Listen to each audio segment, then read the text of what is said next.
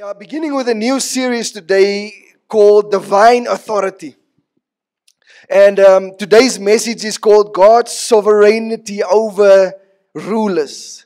I think we are living in a time where we are realizing the importance of praying and interceding for those who are in charge of us. Presidents, leaders, kings.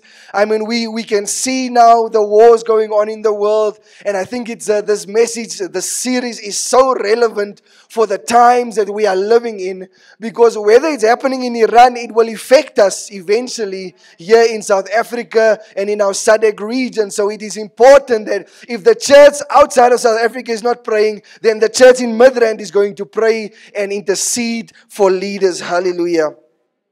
Let me ask you this question, church. Who do you think is really in control of our nation? You don't have to answer, but just think through this. Is it the politicians in parliament that's really in control?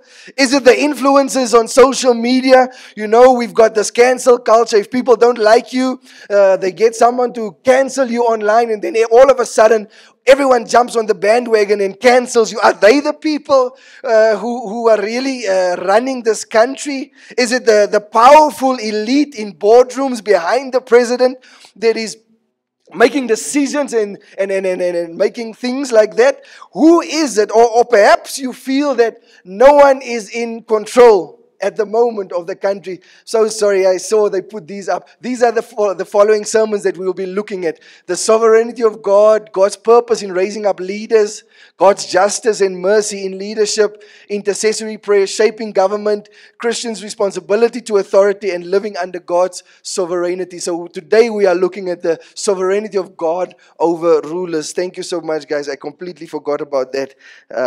Now, as believers, many of us pray for change. We complain about leadership or we feel anxious about the future. But do we really truly believe that God is sovereign over every ruler and every decision? Do we really truly believe? I mean, look at the kind of decisions they made. How do you justify killing another person in another country just because of whatever you believe he's doing there? Today's message isn't just about politics. It's about trusting the rule of a king whose authority never wavers, whose plans never fail, and whose throne is never up for re-election. If you've been discouraged by corruption, confused by decisions leaders make, or tempted to believe God has lost control over the world, this message is for you this morning. Because until we see God's hand behind every earthly throne and stronghold, we will never live in peace. And we will never pray with power because we don't understand what is happening.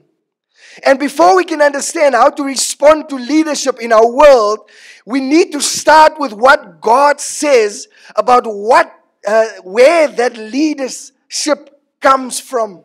Once we understand that, then we can understand how to respond. So I'm going to ask you to open your Bibles to Romans 13, 1-2 and Psalms 75 verses 4-7. These will be our two main texts for today. Hallelujah. And as we read, I want you to listen carefully, not just with political ears, but with spiritual ears. These verses are not just suggestions, they are bold declarations about who holds true power in this world that we live in. Hallelujah. Romans 13. Let every person be subject to the governing authorities, for there is no authority except from God. Underline that in your Bibles. There is no authority except from God. And those that exist have been instituted by God. Underline that part as well of that sentence. The authority that exists has been instituted by God, and there's no authority that exists but the authority of God. Hallelujah. Therefore, whoever resists authorities resists what God has appointed, and those who resist will incur judgment. Psalm 75. I say to the boastful, do not boast, and to the wicked, do not lift up your horn. Do not lift up your horn on high or speak with haughty neck. For not from the east or from the west and not from the wilderness comes lifting up. But it is God who executes judgment, putting down one and lifting up another. May God bless His word this morning and write it on the tables of our hearts. Now that we've heard what the Word of God says, let's go a bit deeper and let's begin with our first point. You can go to the next slide, is that we need to understand the nature of authority. All authority, in the nature of authority, is from God.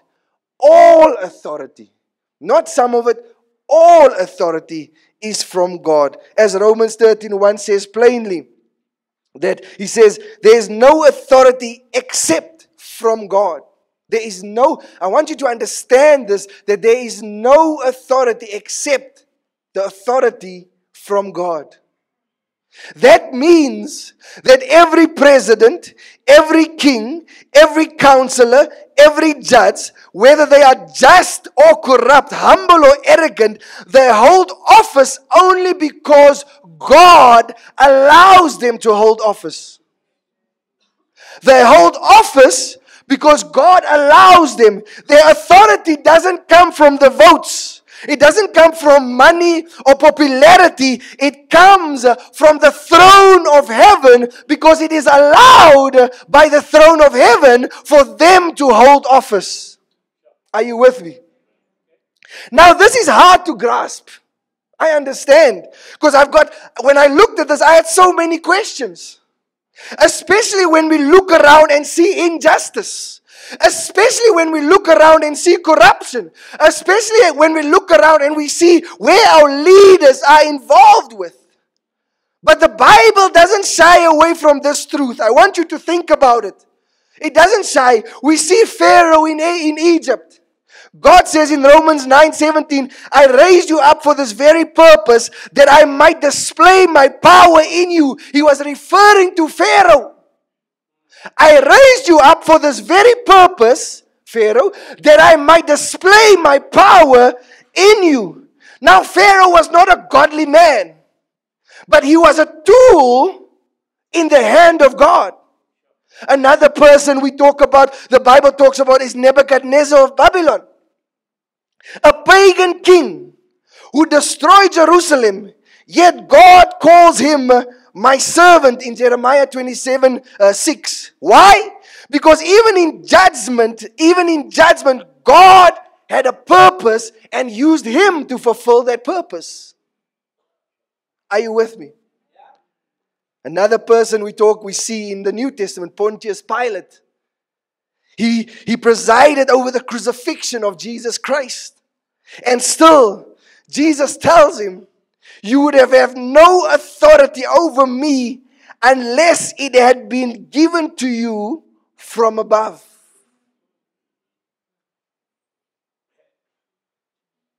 And so, he thought that he was doing the right thing, and yet through the crucifixion of Jesus, mankind was saved. So in that sense, God used Pontius as well to save mankind through Christ. And so this does not mean that God approves of evil leadership. But it does mean that no leader, righteous or wicked, sits in power without God allowing it for His larger redemptive purpose for that season. No politician sits in power without God allowing them, because He has a purpose, whether they believe in Him or not, through them for the world. And if you are wondering how God could possibly use injustice for good, look at the cross. The most unjust thing that happened to mankind. It's the greatest injustice in history. The crucifixion of Jesus. He was sinless. He was innocent. And yet he was handed over by corrupt religious leaders and executed under Roman authority. And Acts chapter 27 verse 28 says, Acts chapter 4, 27-28 says that all of this happened according to God's will and purpose. Are you with me? Why? So that salvation could be made available to all. And so this means the same God who ruled over Pilate rules over every believer today. The same God who used an unjust system to bring about redemption is still sovereign over every decision made in government today, because there's a purpose behind why He allows these things to happen.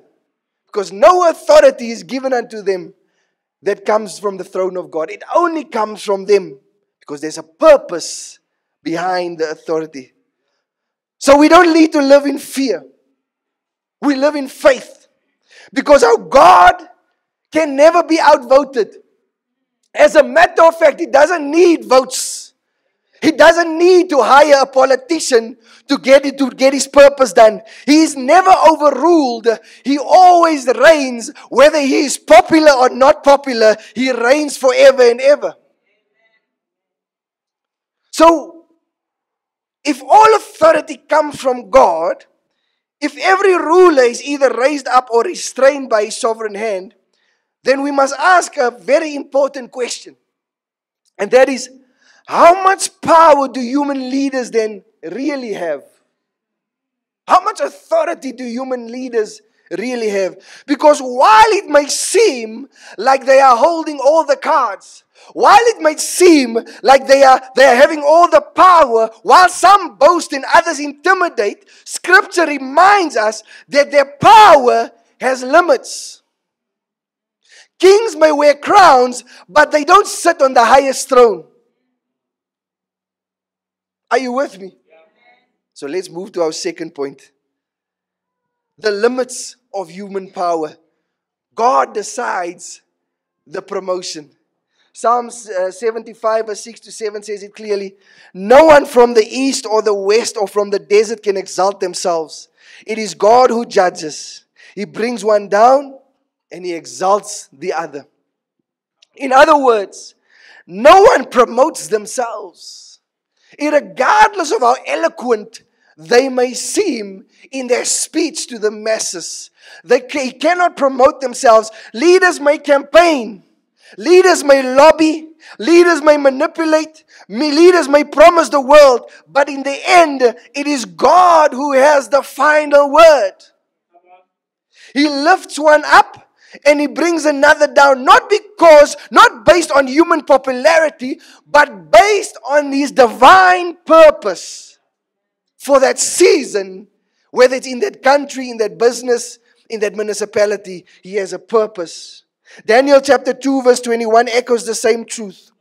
He says, He changes times and seasons. He removes kings and sets up kings. It is in God's hand that He does all these things. That means leadership changes not because of chance, and not even just because of votes, but because God is writing a story that is bigger than what we can see or discern at this point in time. There's a higher purpose that God is busy with. The people behind the scenes can say, no, we control the president, or we control the presidency of the country. But what they don't realize is that God allowed it to happen because He has a purpose and a plan for these things to happen. Yes, human governments may seem powerful. They build armies. They pass laws. They control budgets. They shoot a rocket from this country and it falls in another country. But all of it is temporary. Presidents come and go. Parties will rise and fall. Policies will shift. But there's one whose kingdom is unshakable, whose reign is eternal, and whose authority is unchallenged. And that is Jesus Christ, the King of Kings. So what do we do when leadership disappoints us? When corruption is exposed? When the system seems broken? What do? We resist the urge to panic, number one. And remember the truth that God is still on the throne. He was not caught off guard. God has not lost control. And He will always have the last word, that He is in control. So I want to encourage you, church, don't place your hope in man-made systems. Place your hope in the one who rules over them all. We don't serve a God who reacts. When something happens, then He does something. We serve a God who reigns. So if all authority comes from God, and if promotion is in His hands, not ours, then what should that mean for those who lead? Whether it's a president or a pastor, a CEO or a school principal, what kind of posture should a leader have when their power is not earned but given? Sadly, the reality is this: when humans forget where their authority comes from, pride begins to rise. They lift their heads too high, speak with arrogance, and lead as if they themselves are good. But Psalm 75 warns us against this very thing, which is our third and final point. Leaders must bow down to God. He says, I say to the boastful, do not boast, and to the wicked, do not lift your horn. Do not lift up your horn on high, or speak with a haughty neck. In Scripture, the horn is a symbol of strength and power and authority. To lift up your horn is to exalt yourself, to take pride in your own position, and to forget who has put you there in the first place. And God says, don't do it. Because the moment a leader forgets that their authority is borrowed and not earned, they begin walking the road toward a fall. Pride always deceives leaders into thinking that they are above the people and worse, above God.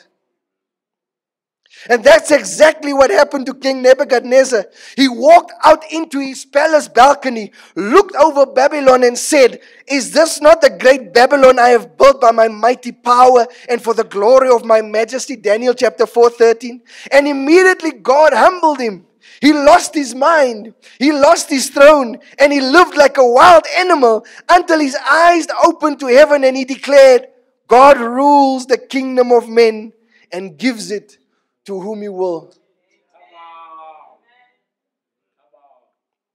Humility is not an option. Let me talk to the leaders in this church. You are somewhere a leader in somewhere in your life. Humility is not an option. It is a requirement for everyone in authority. And church, that includes us. Whether you are leading a home, a classroom, a ministry, a business, you don't own your position. You steward your position. You are accountable to God for how you will use your position. Look at Jesus. Though He had all authority, He didn't come to be served, but to serve. He washed feet. He humbled Himself even to death, and even death on a cross. That is the true posture of power in the kingdom of God. If you want to go up in the kingdom of God, you have to go down. And you can apply this even in the secular world where you are working in. So let every leader, every citizen, every believer hear this today.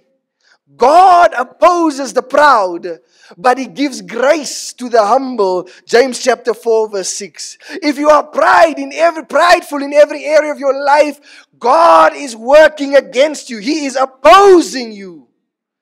But if you walk in humility, He gives you grace to succeed in what you are busy doing. Are you with me? Amen. Let us be those who walk low. Because the higher the call, the deeper the humility needs to be. Let me conclude. Who sits on the throne of heaven in your heart this morning? We've seen today that God is sovereign over all rulers. Even the one who don't understand we don't understand or we disagree with. Human power is limited. It rises and falls at God's command. And every person in authority, from presidents to pastors to parents, must walk in humility, knowing that they answer to the one who rules above all. But there's a question I need to leave with you today. Who sits on the throne of your heart? Because before we talk about national governments, before we talk about politicians, before we talk about this leader and that leader, we must ask about personal governance. Who is governing me? Before we complain about who's in charge out there, or who said what, which politician said what, we need to surrender to who is in charge in here. The truth is, God doesn't just want you to believe He is enough. God wants you to believe that He's sovereign. He wants you to live like you serve someone who is sovereign. He wants your trust. He wants your obedience. He wants your surrender. Everything. And so it's important for us to understand that we need to stop living in fear. We can stop living in frustration and pride and start living under the rule of a king who never fails. In order to stay under that rule, we need to walk and talk and live in humility so that we can be dependent on us. Yes, this is a call to pray for the leaders out there. But it starts by letting Jesus Christ lead you and me. If He doesn't lead us, He can't lead out there. It starts with the church.